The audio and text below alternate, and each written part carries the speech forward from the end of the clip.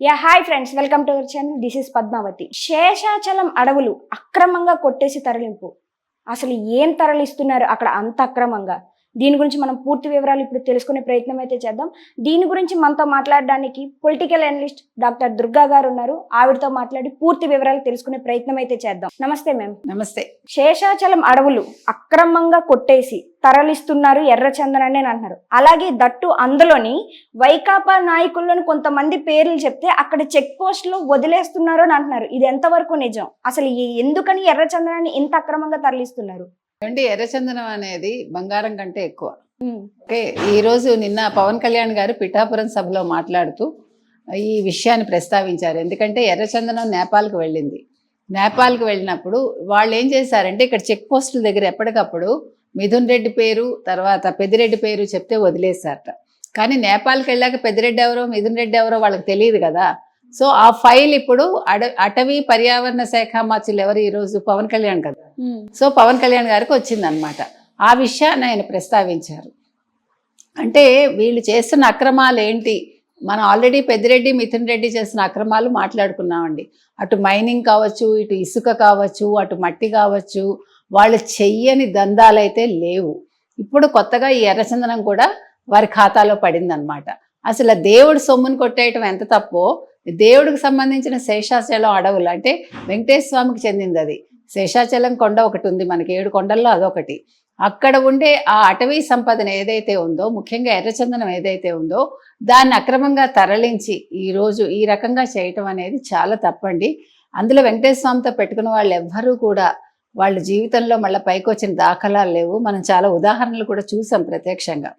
కాబట్టి ఈరోజు మిథున్ రెడ్డి, పెద్దిరెడ్డి వీళ్ళు నువ్వేమైనా చేసుకో, నువ్వు మమ్మల్ని పట్టుకోలేవు అని అంటే కూడా వాళ్ళకే నష్టం. అది పవన్ కళ్యాణ్ ఒకసారి పట్టుకున్నాక వదిలిపెట్టారు ఆయన. ఎందుకంటే అది ఆయన శాఖ. ఇప్పుడు ఆయన అదే కదా అంటున్నారు, ఒక మొక్క నాటితే తెలుస్తుంది, ఒక మొక్క నాటి పెంచితేను.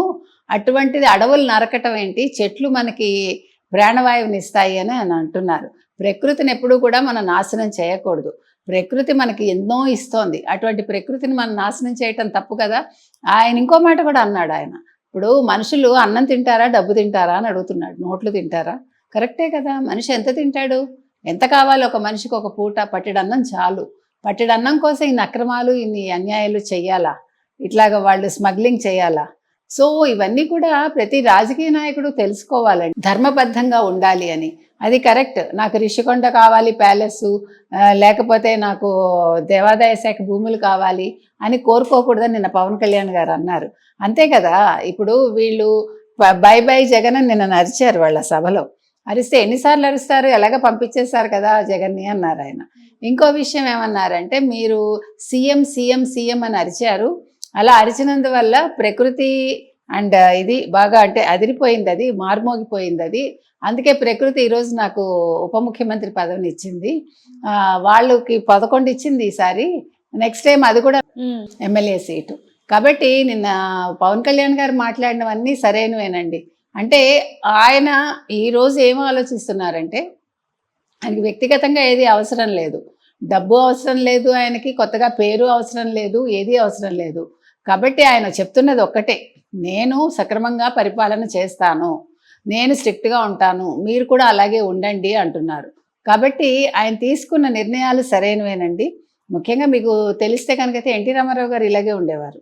ఎన్టీ రామారావు గారు కూడా సినిమాల నుంచి వచ్చారు. ఆయన ఒక మంచి ఒక నాయకుడిలాగా ఎదిగారు.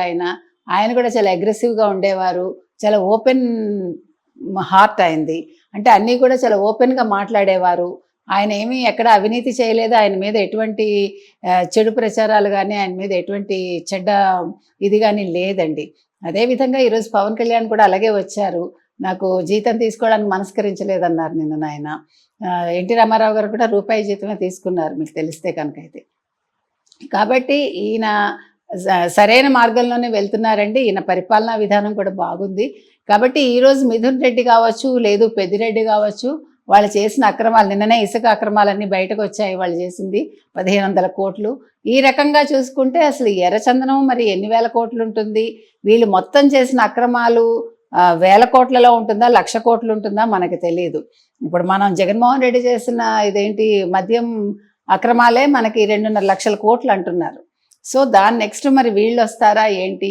ఇప్పుడు రాష్ట్రంలో ఏ మినిస్టర్ని మనం పాత మినిస్టర్స్ అంటే మాజీ మంత్రులు ఎవరిని ముట్టుకున్నా కూడా ఈ అవినీతే బయటపడుతుంది, అవినీతి మరకలే అంటుకుంటున్నాయి మనకి. కాబట్టి ఇవన్నీ కూడా బయటికి రావాలంటే అందరికీ శిక్ష పడాలి ఖచ్చితంగా. ఎవరు తప్పు చేసినా కూడా వదలకూడదు, అంతే. Okay ma'am, thank you. So Pawan Kalyan గారికి వచ్చిందనమాట. ఆ విషయాన్ని ఆయన ప్రస్తావించారు. అంటే వీళ్ళు చేస్తున్న అక్రమాలు ఏంటి? మనం ఆల్రెడీ పెద్దిరెడ్డి మిథున్ రెడ్డి చేసిన అక్రమాలు మాట్లాడుకున్నామండి. అటు మైనింగ్ కావచ్చు, ఇటు ఇసుక కావచ్చు, అటు మట్టి కావచ్చు, వాళ్ళు చెయ్యని దందాలైతే లేవు. ఇప్పుడు కొత్తగా ఈ ఎర్రచందనం కూడా వారి ఖాతాలో పడిందనమాట. అసలు దేవుడు సొమ్మును కొట్టేయటం ఎంత తప్పో, దేవుడికి సంబంధించిన శేషాచలం అడవులు అంటే వెంకటేశ్వర స్వామికి చెందింది అది. శేషాచలం కొండ ఒకటి ఉంది మనకి, 7 కొండల్లో అదొకటి. అక్కడ ఉండే ఆ అటవీ సంపదన ఏదైతే ఉందో, ముఖ్యంగా ఎర్రచందనం ఏదైతే ఉందో, దాన్ని అక్రమంగా తరలించి ఈరోజు ఈ రకంగా చేయటం అనేది చాలా తప్పండి. అందులో వెంకటేశ్వర స్వామితో పెట్టుకున్న వాళ్ళు ఎవ్వరూ కూడా వాళ్ళ జీవితంలో మళ్ళీ పైకి వచ్చిన దాఖలాలు లేవు. మనం చాలా ఉదాహరణలు కూడా చూసాం ప్రత్యక్షంగా. కాబట్టి ఈరోజు మిథున్ రెడ్డి, పెద్దిరెడ్డి వీళ్ళు నువ్వేమైనా చేసుకో, నువ్వు మమ్మల్ని పట్టుకోలేవు అని అంటే కూడా వాళ్ళకే నష్టం. అది పవన్ కళ్యాణ్ ఒకసారి పట్టుకున్నాక వదిలిపెట్టారు ఆయన, ఎందుకంటే అది ఆయన శాఖ. ఇప్పుడు ఆయన అదే కదా అంటున్నారు, ఒక మొక్క నాటితే తెలుస్తుంది, ఒక మొక్క నాటి పెంచితేను. అటువంటిది అడవులు నరకటం ఏంటి, చెట్లు మనకి ప్రాణవాయువుని ఇస్తాయి అని ఆయన అంటున్నారు.